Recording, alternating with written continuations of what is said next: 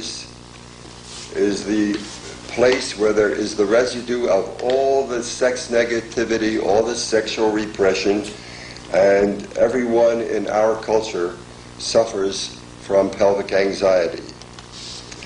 Now, in addition to the anxiety that is generated when one starts working on this segment, one also sees the secondary layer manifestations of the pelvis, which are the rage and the contempt that the pelvis holds. And it is not by chance that in practically all Western cultures, the expression "fuck you" is the most hateful thing that one can say.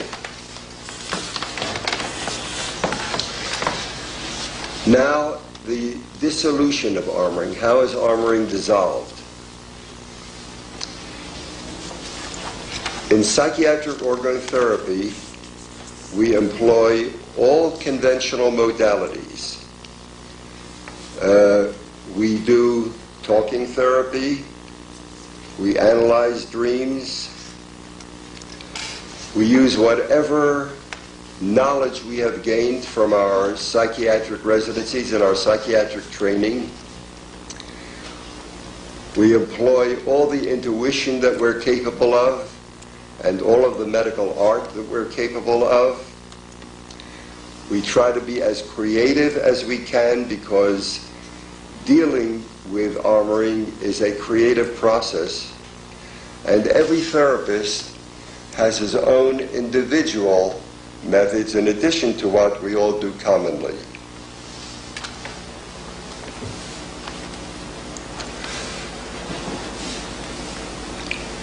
What we look for is that in each segment the individual be capable of expressing every emotion of which a human being should be capable of expressing.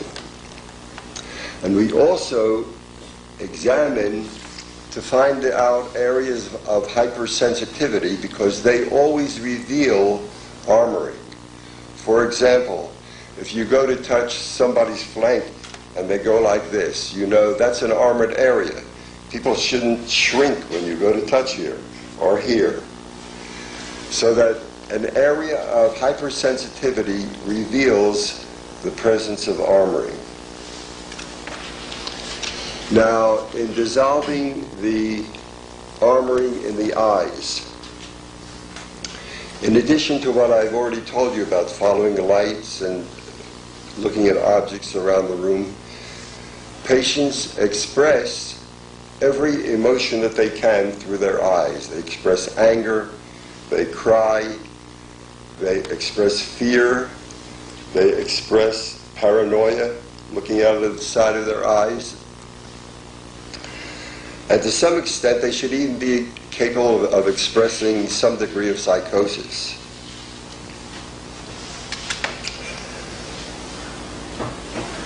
One of the exercises for people with dissociative disorder is that we tell them to let their eyes go off, as they often do just naturally, and then to sharply refocus on our eyes, to really make contact with our eyes, to let the eyes go off, to sharply refocus, to learn how to bring themselves back from that state when they're not in this world. And we also give them exercises to do at home. We say, when you're walking in the street, look at people coming toward you. See if you can determine the texture of their clothing, all the colors that you can distinguish in what they're wearing. What is the expression on their face? When you walk past a shop window,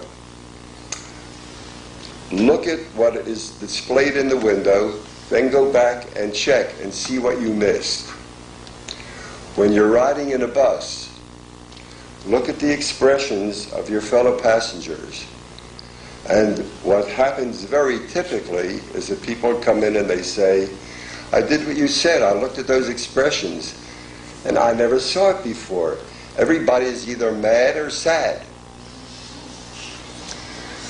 So these are all things that people learn to do at home, working to make their eyes come more alive.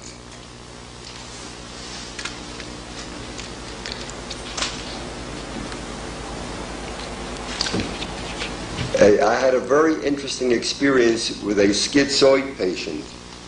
In the beginning of my practice, my treatment room I had no natural light, and it was artificially lit, and after a while I was getting tired of that, so I knocked out an entire wall and put glass brick in the wall.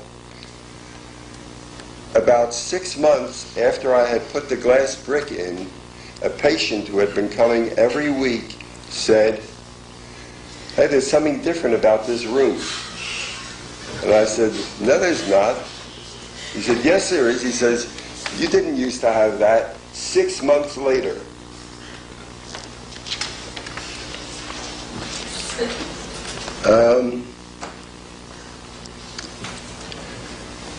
The oral segment, working on the oral segment. The oral segment usually involves some kind of facial expression. So if a patient is walking around with a bland facial expression, we imitate that facial expression to them. And I have a mirror. I show them what they look like with that blank face. Or if they have a constant smile, we have a session in which I sit there smiling at them as they're smiling at me. Or if there is any emotion revealed in their constant expression, I try to imitate that and demonstrate what they're walking around with.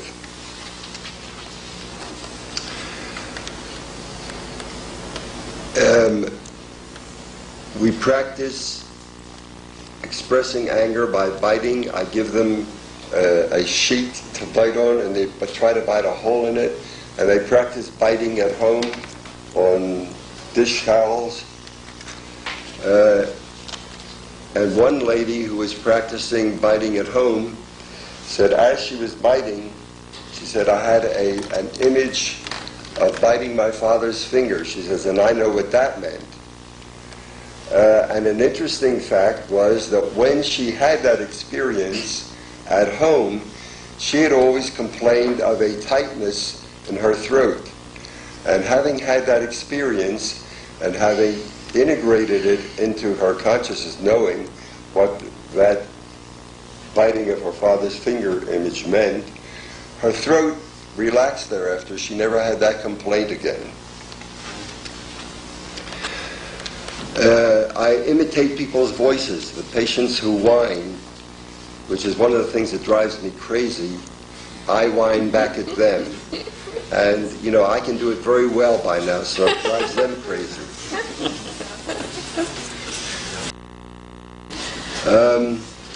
I had an example of another interesting patient. This is a very big man. He's Welsh, and all Welshmen like to sing, and he sings in a chorus, but he talks in a voice that you can hardly hear. And I asked him to sing, and he sings in that big voice. He's got a big chest, but his speaking voice is almost inaudible. So we're working on his voice, and I said, "What do you think it means, the fact that I can hardly hear you speak?" And he says, "I'll tell you." He says, "If I walk into a bar and speak in this voice, somebody can challenge me to a fight." So he had learned that the small voice is safer to walk around with.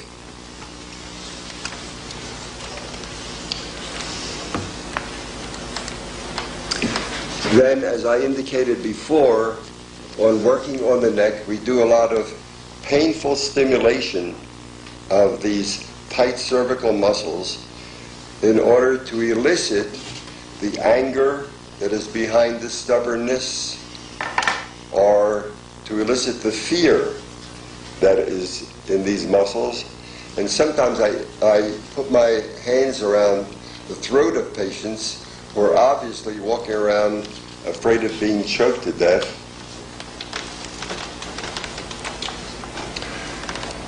The